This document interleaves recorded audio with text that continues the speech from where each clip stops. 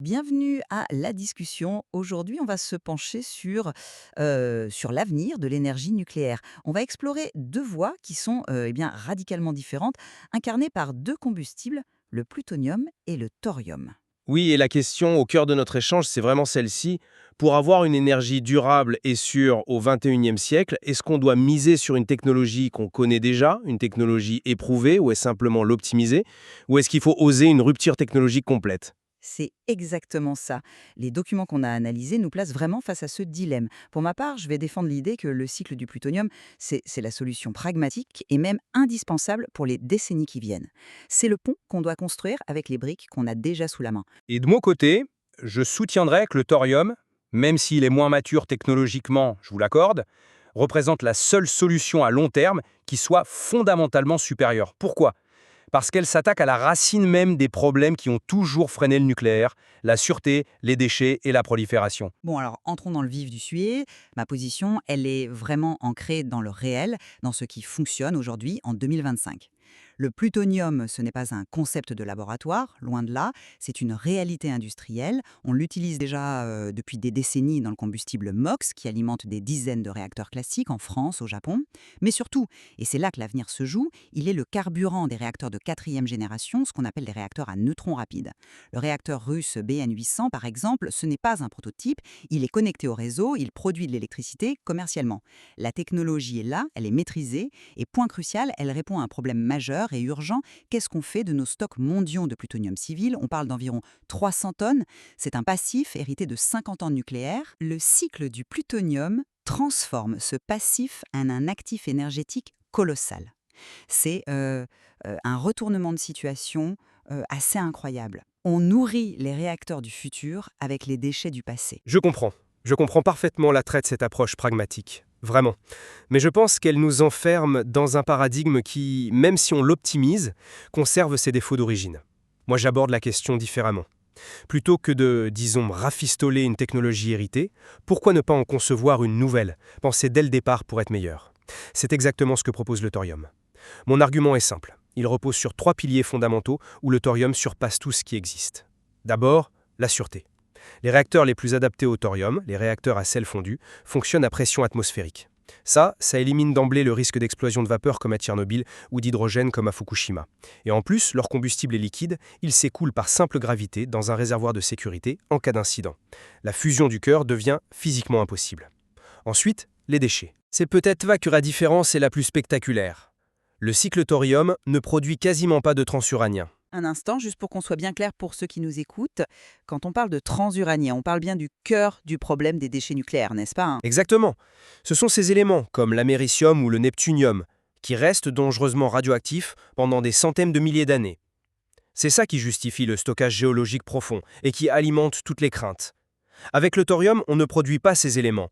La dangerosité des déchets, elle retombe au niveau du minerai d'uranium naturel en 300 ans, pas en 300 000 ans.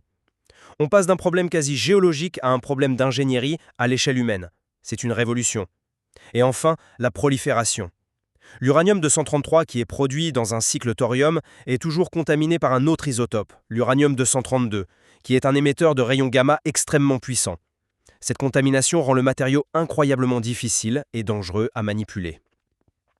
C'est une barrière physique, pas seulement politique, contre le détournement à des fins militaires. Vous dressez un tableau très séduisant, je le reconnais.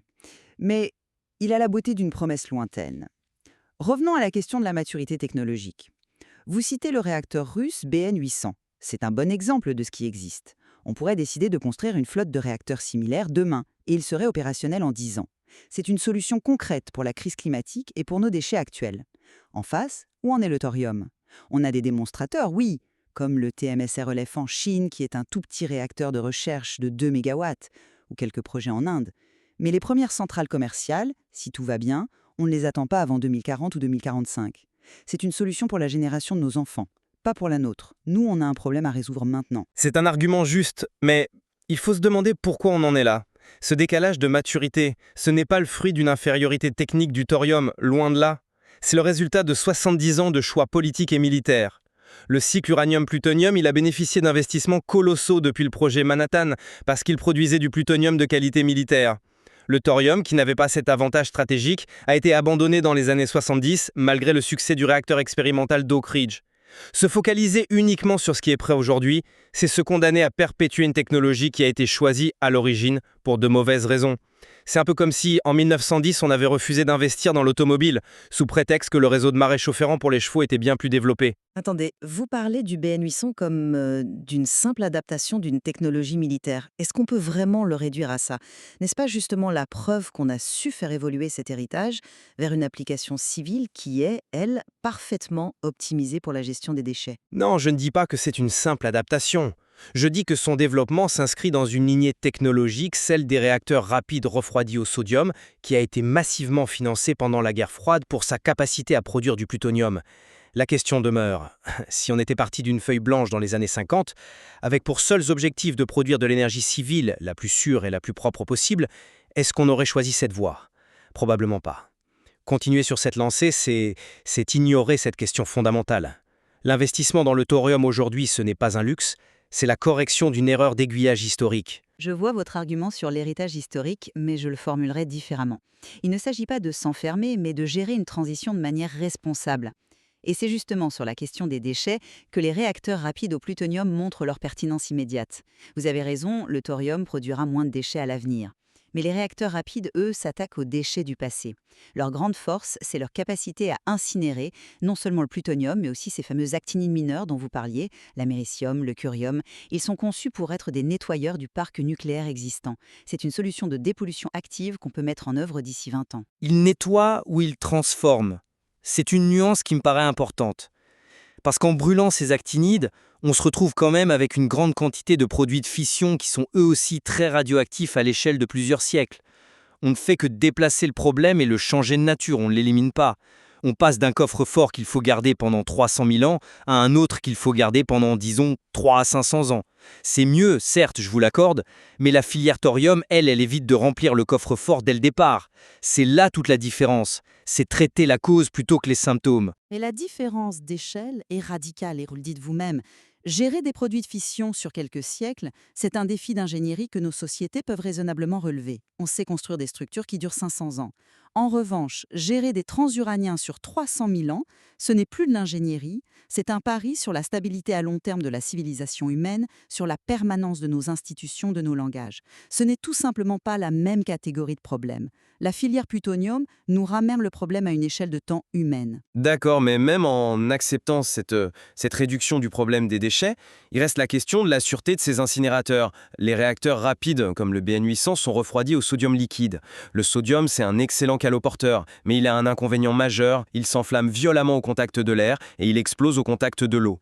L'histoire de cette filière, de Superphénix en France à Montju au Japon, est marquée par des incendies de sodium.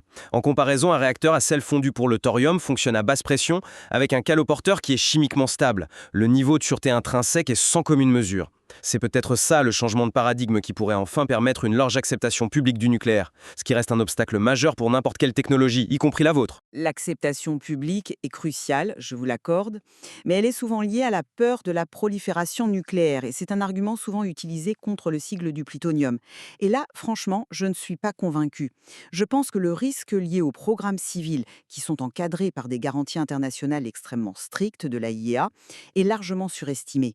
On a tendance à fantasmer, mais la réalité, c'est que le détournement de matériel d'un cycle civil contrôlé est extraordinairement complexe et surtout détectable. Là, je suis désolé, mais je ne peux pas vous suivre.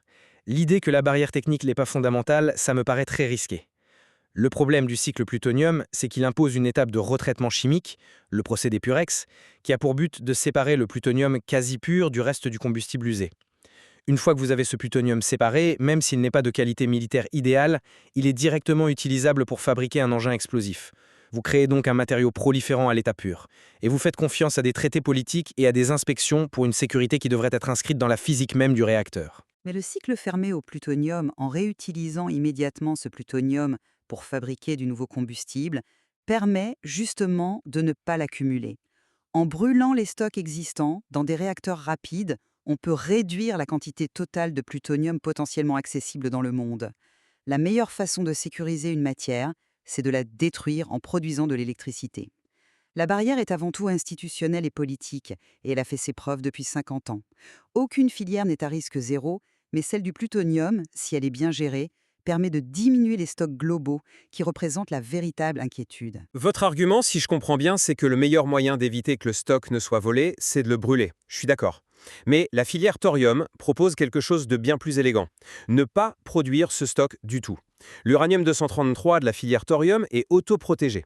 Imaginez que vous essayez de voler un coffre-fort, mais que ce coffre-fort est si incroyablement radioactif qu'il vous tuerait en quelques minutes si vous vous en approchiez sans une usine de robots qui coûte des milliards. C'est ça, la protection offerte par la contamination à l'uranium-232. Le matériau se protège tout seul. Il n'y a pas d'étape de séparation chimique simple qui donne un matériau propre et facile à manipuler. Et c'est pour cette raison que c'est la seule technologie qu'on pourrait envisager d'exporter de manière responsable à l'échelle mondiale, y compris à des pays qui accèdent au nucléaire pour la première fois. C'est une garantie de sûreté globale, pas seulement une affaire de surveillance. Pour résumer, ma position reste celle du pragmatisme. Le plutonium, c'est la solution mature, nécessaire et opérationnelle pour les 30 à 50 prochaines années. Elle nous permet de valoriser une ressource existante, de commencer à nettoyer le passif nucléaire de nos réacteurs actuels et d'assurer une transition énergétique décarbonée. C'est un outil puissant, testé et disponible aujourd'hui pour répondre aux problèmes les plus urgents de notre époque.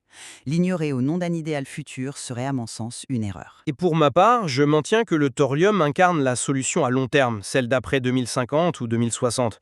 Il répond de manière fondamentale et je dirais même élégante aux 3 objectifs historiques qui ont toujours plombé le nucléaire: les déchets à vie longue, le risque d'accident majeur et la prolifération. C'est la seule voie qui peut mener à une véritable renaissance du nucléaire, une énergie qui serait enfin perçue non pas comme un mal nécessaire, mais comme une solution intrinsèquement sûre et durable, acceptable par et pour tous. Continuer avec le plutonium, c'est s'améliorer dans une direction qui restera, au fond, fondamentalement imparfaite. Notre discussion montre bien, je crois, qu'il ne s'agit peut-être pas d'un choix binaire, d'un choix exclusif. Les documents qu'on a analysés laissent entrevoir un scénario plus nuancé, une sorte d'approche hybride. On pourrait tout à fait imaginer utiliser les réacteurs rapides au plutonium à moyen terme, précisément pour leur capacité à consommer les stocks de déchets existants, tout en finançant et en développant en parallèle la technologie du thorium pour qu'elle soit prête à prendre le relais à plus long terme. En effet, le débat met parfaitement en lumière cette tension classique entre la solution pratique et immédiate, avec ses défauts hérités du passé, et l'idéal technologique transformateur, qui lui demande du temps, de la vision et de l'investissement. Il n'y a pas de réponse simple. Les matériaux que nous avons examinés nous offrent une plongée fascinante dans la manière dont ces différentes considérations techniques, historiques et finalement politiques vont façonner l'avenir complexe de l'énergie sur notre planète.